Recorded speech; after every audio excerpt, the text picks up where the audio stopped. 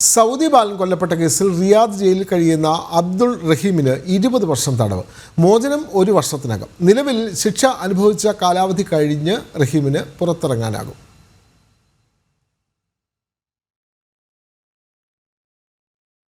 Saudi ബാലൻ കൊല്ലപ്പെട്ട കേസിൽ പ്രതിയായി 19 വർഷമായി ജയിലിൽ കഴിയുന്ന കോഴിക്കോട് ഫറോക്ക് സ്വദേശി അബ്ദുൾ റഹീമിന്റെ മോചനം ഇനിയും വൈകും.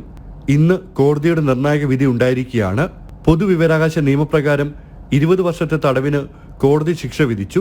നിലവിൽ ശിക്ഷ അനുഭവിച്ച കാലാവധി കഴിഞ്ഞ് റഹീമിന് പുറത്തിറങ്ങാനാകും.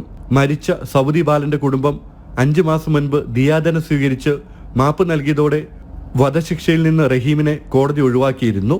പക്ഷേ പബ്ലിക് റൈറ്റ് പ്രകാരമുള്ള കേസ് നിലനിൽക്കുന്നതിനാൽ ജയിൽ ശിക്ഷ തുടരുകയായിരുന്നു. ഇക്കാര്യത്തിൽ തീരുമാനമെടുക്കാൻ കഴിഞ്ഞ 9 മാസത്തിനിടെ 13 സിറ്റിംഗ് ആണ് നടന്നത്. 2006 നവംബറിലാണ് സൗദി ബാലൻ അനസ് അൽ ഫയാസിന്റെ കൊലപാതക കേസിൽ അബ്ദുൾ റഹീം അറസ്റ്റിലാകുന്നത്.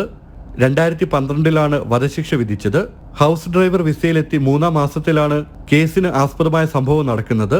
അതേസമയം വിധിപ്പകർപ്പ് കിട്ടിയതിനു ശേഷം അഭിഭാഷകരുമായി സംസാരിച്ച് അപ്പീൽ ഉൾപ്പെടെയുള്ള നിയമസാധ്യത ആലോചിക്കുമെന്ന് റഹീം സഹായ സമിതി അറിയിച്ചു. ജനം, റിയാദ്.